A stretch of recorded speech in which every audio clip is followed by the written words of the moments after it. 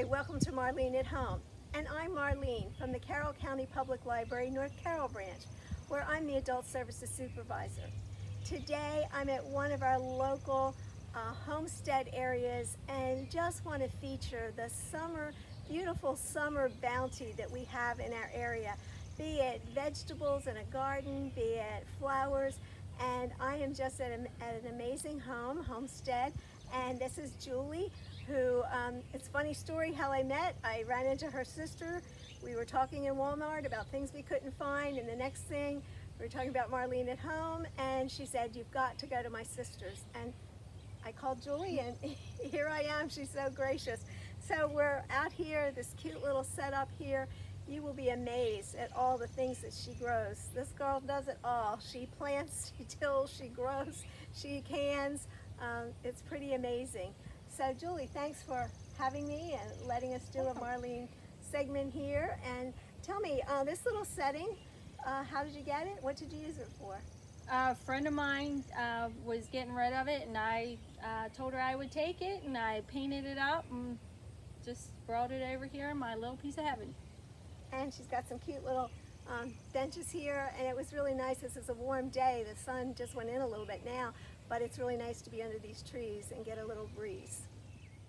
So this is our pergola area when it was being built and just the framework was up. Christy was helping her daddy out here as a very, very young child, and she looked at him and she said, "Daddy," she said, "this is where I'm gonna get married." So she's only 14, so she's got plenty of time, but I have had one of my sons get married out here last year already, and it was perfect. Oh, the setting is just fabulous.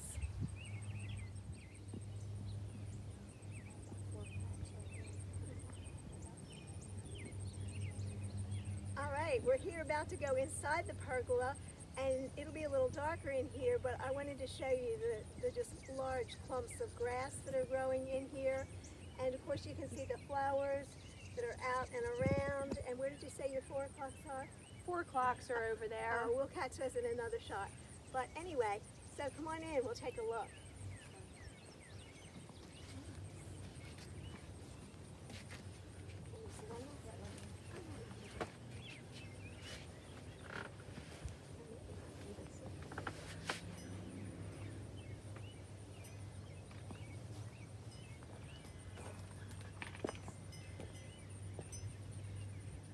Come on in. This is such a nice retreat, cool spot. And we're sitting, there's a swing inside here on both sides. And right behind me, well, and here's some grapes right here, clumps of grapes. And right over my head, there are just lots and lots of grapes, if you can see that. And they're coming into season over on that way.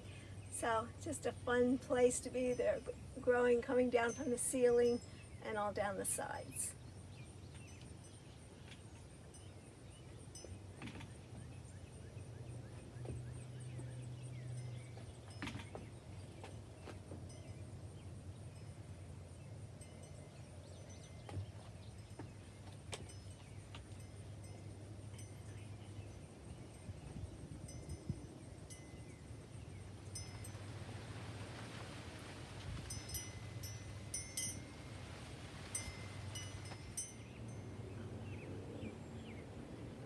This isn't a typical house. Hurry up, it's starting to rain.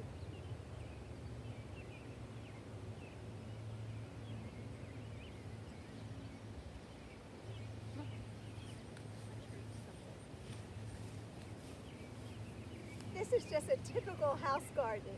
Right.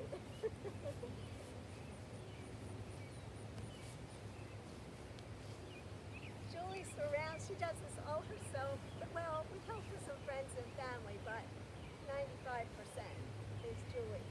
And she puts lots of pretty flowers around. It's got a long list of all the vegetables that she grows here. But I wanted to give you an overview. Of some of the things, and we'll walk through the garden now.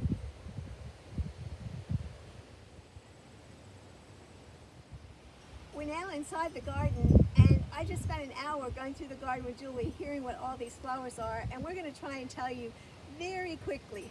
Julie, what's in these rows?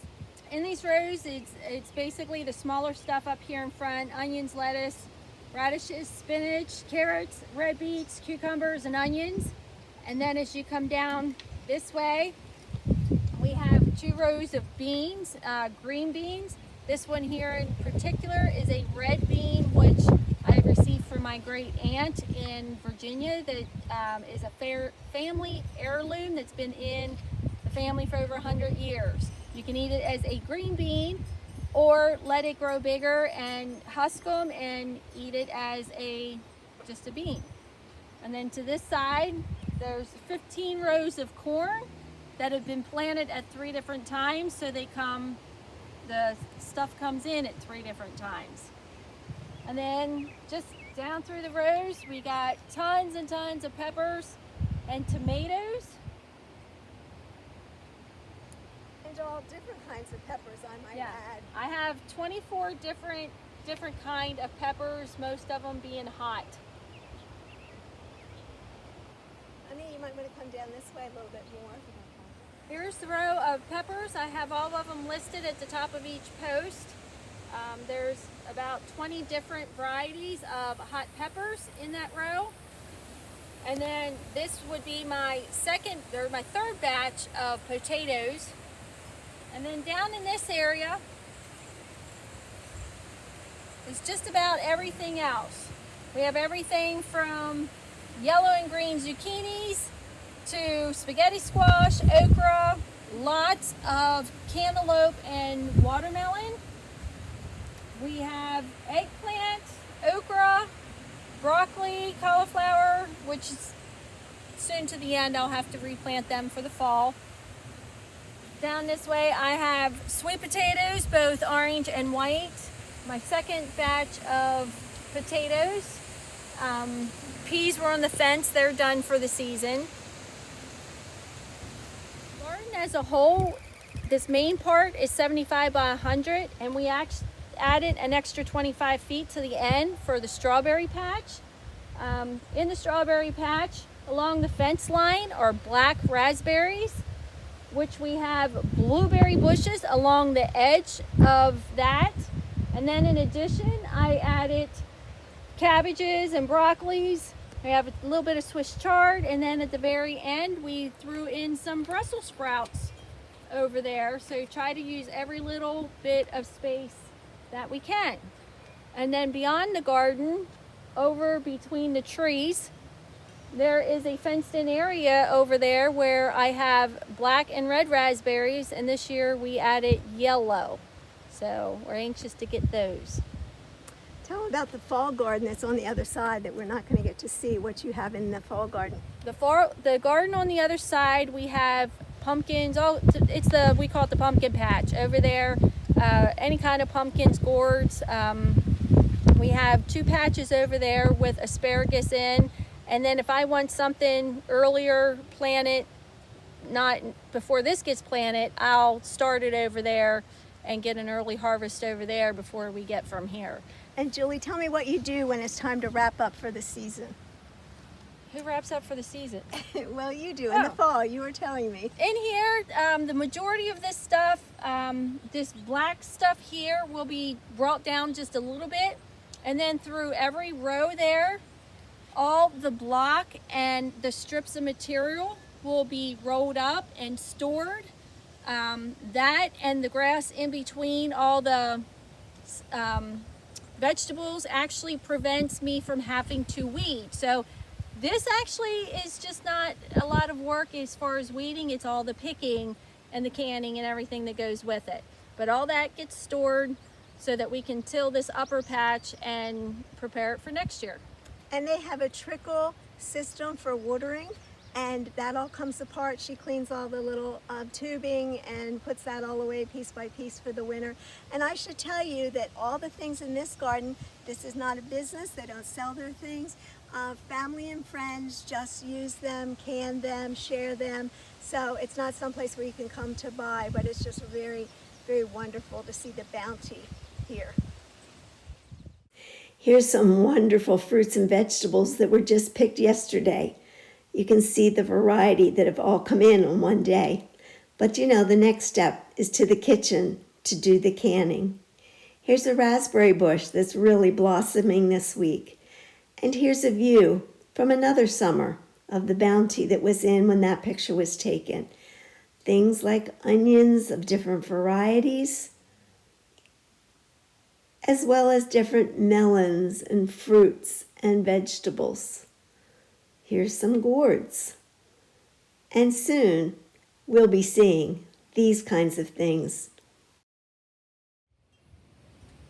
Coming out of the garden, and just before some rain showers hit, I wanted to walk around and just show you a few of the flowers that surround this place.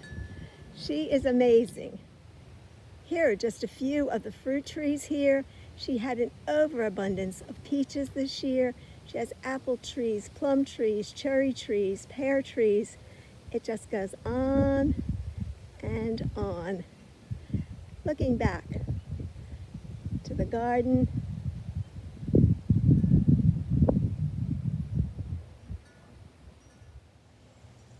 here's some more beautiful flower gardens. There's my black-eyed Susan. And look, when I was looking for real daisies for my daisy program, couldn't find any real ones. But there's some gorgeous things there. Phlox, all kinds of. Up on the hill as you enter their driveway, there's some beautiful flowers there as well. Flower beds on different sides of the house.